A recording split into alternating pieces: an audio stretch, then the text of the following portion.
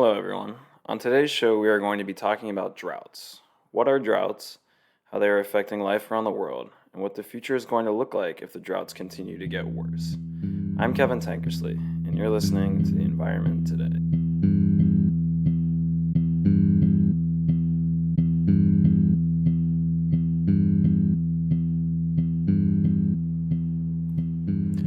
What is a drought? A drought is defined as a period of time when an area or region experiences below normal water levels or below normal precipitation levels. This precipitation can come in either the form of rain or snow. So essentially, a drought is when there's less water in an area than there normally would be. And as you can imagine, there are quite a few negative effects of having a drought. For example, drier conditions can lead to more severe wildfires. Less water means drier plants and drier trees, which helps wildfires spread. Wells that rely on groundwater can be depleted or even completely dry up if they're not getting the water they need from rain or other water sources. Rivers and other waterways can dry out. This is bad for a number of reasons. It can kill the fish and other life that live in the rivers, and less water will be available for the surrounding area. So plants that live on the riverbanks won't have the water they need to grow, and animals and people won't have the water they need either. Farming is severely affected by droughts. Crops and animals need water, and less water means that there's either going to be a shorter growing season in an area or no growing season at all, which is bad because all people need food. And less crops mean higher food prices. And if animals don't get the water they need, they can become malnourished and die. Another bad thing that happens when there's a drought in an area, the quality of the air can severely decrease. Areas that are constantly in droughts tend to be dustier and have more pollen in the air. And if there are wildfires around, there can be smoke in the air that is dangerous to breathe due to these wildfires. This can lead to long-term chronic illnesses such as bronchitis and other things for people that are living in the area. And there can also be other airborne toxins that are present due to bacteria growing in the water that is stagnant if there's not enough water to help rivers flow. Water is also extremely necessary for cleaning and sanitation. And in areas where there is a drought, a lack of water can lead to more widespread disease because people aren't able to wash their food, wash their hands, and go through life with the proper sanitation. Finally, one big negative side effect that can come as a result of droughts is flooding. Now, you might not think those two would be connected, but when an area is going through a drought, the ground dries up. And when the ground is dry, it has a harder time absorbing water when it finally comes into contact from water. So if an area goes through a period of drought and then there's a heavy rain, the ground can't absorb the water that it needs to and usually would be able to, which in turn is going to cause significant flooding in that region. And these are a lot of negative effects, and droughts are pretty normal. All areas of the globe go through different weather patterns, and for a lot of areas, there's going to be a rainy season and a dry season. And during a region's dry season, which is usually in the summer, there's going to be a lack of rain and heat waves. There are going to be droughts.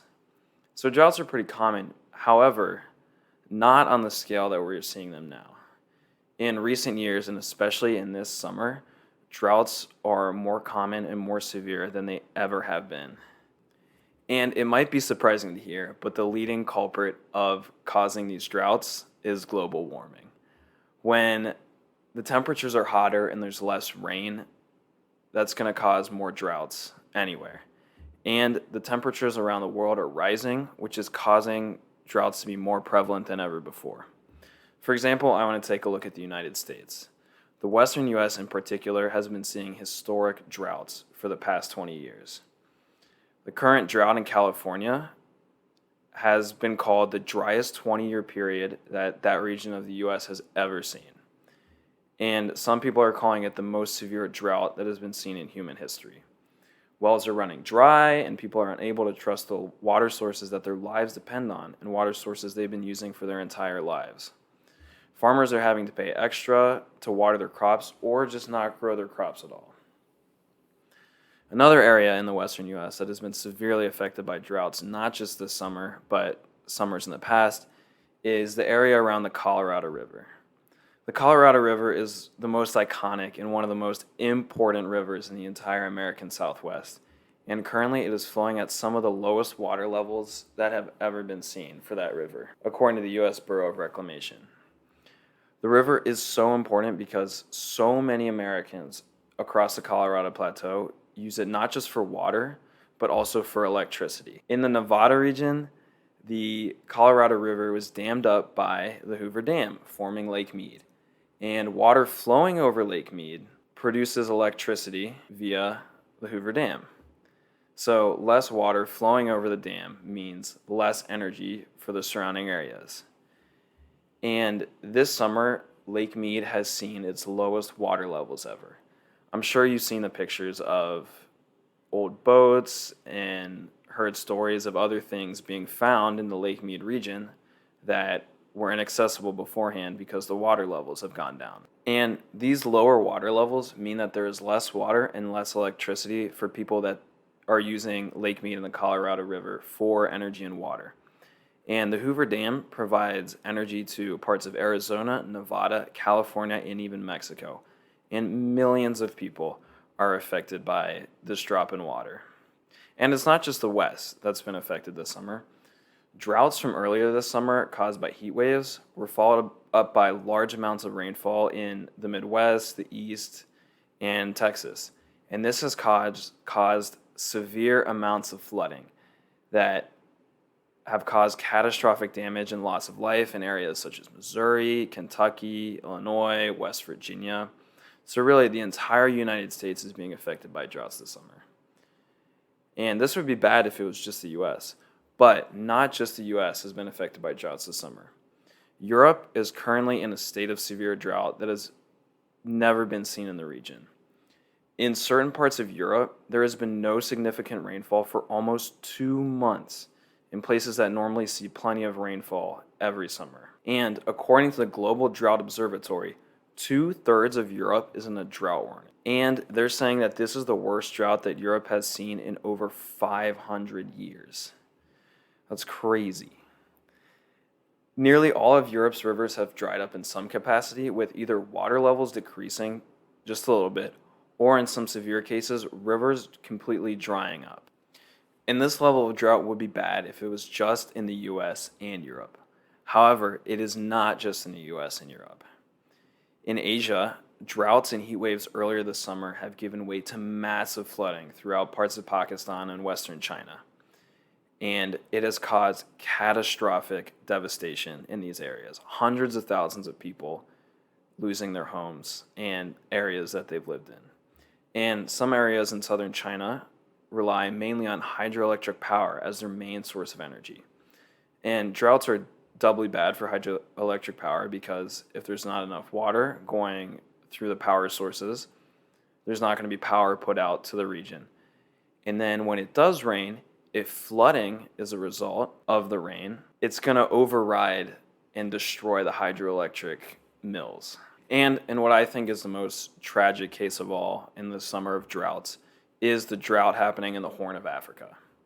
The Horn of Africa is the region consisting of Ethiopia, Kenya, Somalia, and the surrounding countries. And that region is currently going on its 4th year of droughts.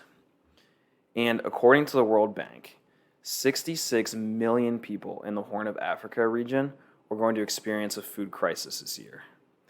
And already this food crisis, which has been caused by the drought for the past 4 years, is the worst famine that the world is currently seeing. And the International Committee of the Red Cross says that over 500,000 children are going to die in the coming years if action is not taken soon. And while what is going on around the world is extremely tragic, the future could look even worse. If climate change is not addressed, we could see yearly droughts worsen and see the effects of these droughts worsen too. There's a really good article by Louise Walsh from the University of Cambridge, and it lays out some of the ways in which our planet and, as a result, us, are going to be affected if yearly droughts continue to get worse. The first way is that we are going to see a serious decline in some animal species, especially insects. Insects in their life cycles are heavily reliant on the climate that they live in. And water is an extremely important resource for insects. So when there is less water and hotter temperatures, there are less types of certain insects. And one insect that is particularly susceptible to the changes brought along by droughts and warmer climates are bees. Bees really struggle to survive in hotter temperatures. And in the past decade, 2 decades, we have seen a steady decline in bee populations all around the world. And it could get even worse for the bees if action is not taken. Bees and flowers are both incredibly reliant on each other to get through their life cycles. So less flowers means less bees, and less bees means less flowers, and other plants too. And droughts are extremely damaging for both plants and bees because they both rely on each other and water so much. So we could see an even greater decline in the bee population if these droughts continue. Another way that the droughts are going to affect us is in trade and international trade. As water levels in rivers are becoming lower every year, it's becoming harder for large trade ships to travel from one region to another, especially in areas that rely on these riverways for trade, such as Europe and parts of Asia. Resources such as oil, coal, and food rely on these trade routes. And if these trade routes aren't accessible, international trade is going to decline. And as our population continues to increase, international trade is going to become more and more important. So if we are not able to use these trade routes, that could result in an economic crisis happening in some areas. Another big effect of these droughts is more severe wildfires all across the world. And I'm going to get into that more in the next episode. But more severe droughts means more severe and more frequent wildfires, which is dangerous for anybody that lives in an area affected by wildfires. Finally, another huge way in which droughts are going to affect us in the long term is food security is going to become even more of an issue than it is now. When there's less water due to droughts, farming becomes a lot harder, especially for crops that need constant irrigation. And some of the most important crops around the world need lots of water. Some of these include rice, wheat, soybean, and sugarcane. These crops need a lot of water, and they make up a lot of the global diet. So these crops are going to become harder to sustain and produce, and that is going to result in shortages around the world.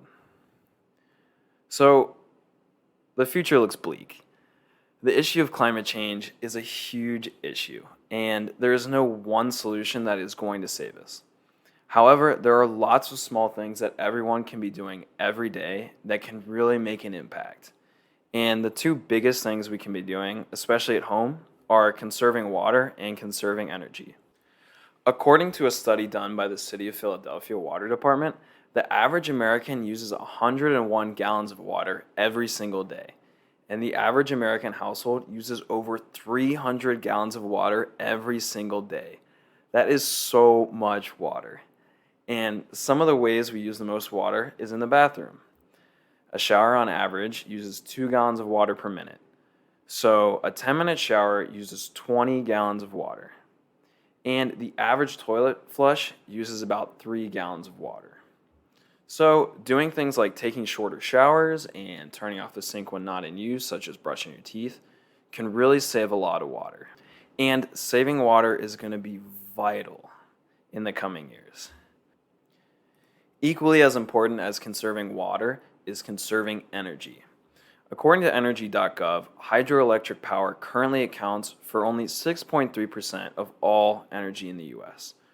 Coal still provides the large majority of energy in the United States, but as we start to rely more and more on cleaner and more renewable energy, hydroelectric power is going to become more prevalent in our daily lives.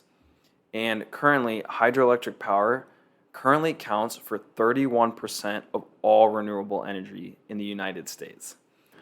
So, what are some ways that we can be conserving energy? One big way is turning off lights that aren't in use and relying on more natural light from windows. Another way is keeping an eye on the thermometer and limiting the use of heating and cooling systems. This can really cut down on electricity used. Another big way is unplugging appliances and devices that aren't in use. Just because a device is plugged in and turned off doesn't mean that it's not using electricity. Appliances and devices that are plugged in still use electricity, and unplugging them can save amounts that really add up.